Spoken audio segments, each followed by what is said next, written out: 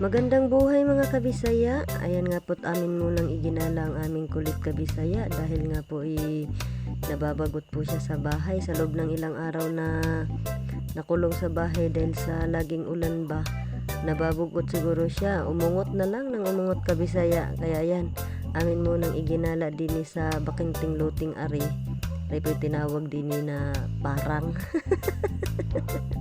Dahil gumanda ng kaunti, kapiranggot ang panahon kabisaya, kaya ayan, naigala nga po namin ng matanggal ang bagot ng aming kulit. Alam nyo naman na pagka ganyang edad talaga ng kabataan, nga dagko na magbuot kabisaya ba, kung ano yung gusto yung masunod. Kaya ayan, pinagbigyan at para naman ano siya ng ibang tanawin, makatingin ba. Pero sadyang maganda ang dito kabisaya, yung kapaligiran na ito dahil purong damo po yan. Ito po kasi ay naging sugahan ba ng baka, kalabaw at ng kambing. Tugwayan ba kung sa Bisaya ka ba? Kabisaya. Malawak po kasi itong luting bakanting ito. Naging hideout na rin ng mga kabataan. Hindi naman hideout ba, kumbaga naging playground nila ito kabisaya, na ito nang nagawa nilang yung halimbawa galing sa school, yung paglabas galing sa school, yan dito ang diretso ng mga kabataan, di yan naglalaro. Kaya dito kami napapunta at nang maaliw naman ang aming kulit. Magandang tignan dito kabisaya, yung bang maganda yung tanawin kasi medyo mataas po to dito. Hindi naman siya yung mataas talaga.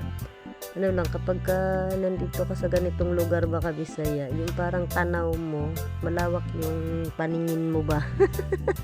Malawak. Ayan, natuwang-tuwa na nga po ang aking kulit dyan kabisaya dahil nga po nakahalanghap siya ng sariwang hangin, siya ng ibang tanawin ba. Bahalag magkatumba-tumba kabisaya basta kayo makagala, di ba? Ayaw pa magpahawak, nakong buot ba. Ayan pero sige lang, kay at least na siya, masaya ba, kasi kahit papano na siguro ang kanyang pagka nasa bahay kasi wala, umiyak na lang ng umiyak, hindi maintindihan kung ano hinihingi, busog naman. Yan ang hinahanap niya, gala. Ganyan talaga ang bata kapag nasa stage na ganyan ang edad na na talaga, yung naghahanap na ba ng gala ba, dako na lagi buot ba. Diba?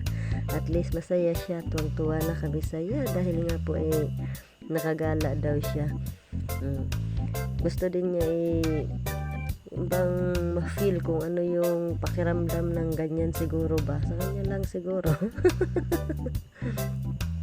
Naku nga nagutom pa nga kabisaya, na buti na lang at nabauna ng didi. Diba? Kahit may kalaro siya, wala siyang pakialam kabisaya, basta kay dididi daw siya. Kaawa din naman ng isang bata.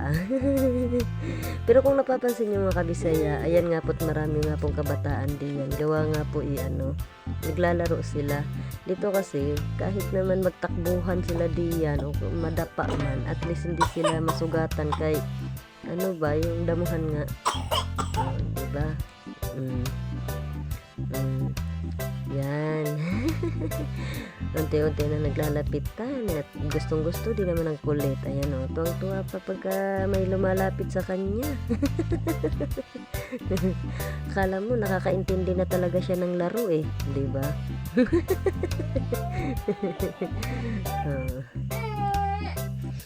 Naging na kasi to dito ng mga kabataan ba kabisaya, nakasanayan na tuwing hapon dito nag-uumpukan. May kasi dyan kabisaya, yung bang palaruan ba, may court dyan ng volleyball. Yan, mayroong naglalaro diyan, hindi nga laang na nang nahagip ng kamera ba kay tayo sa kay kulit. Hinimas-himas na ang ulo ng kulit. Bata nga naman di ba? Pero ang totoo niyan, gustong-gusto niya yung anuhin yung didi ni Kulit. Pero yan naman ni ano, yung bang kumari ko kasi ang ina niyan, yan di ba? Tuwang-tuwa din naman ang Kulit. Akala mo lang nilalaro-laro lang siya ba? Diba? Oh. Pagka inaya din naman siya, tayo din naman eh. Diba? Kahit naglalakad ka Bisaya. Yun, nagapang na. Nagtaka siguro siya kabisaya kung ano yung nasa kanyang first time niya kasi ditong Magala, first time kaming napapunta dito at nasintahan nga lang po namin na dito siya ipasyal at nandito mga karamihang kabataan. Itong tuwa yan siya pagka maraming mga bata kabisaya yan kung saan na lang nakakarating. Akala mo talaga nasa paglalakad diba, kanya-kanya ng umpok ang mga kabataan kabisaya.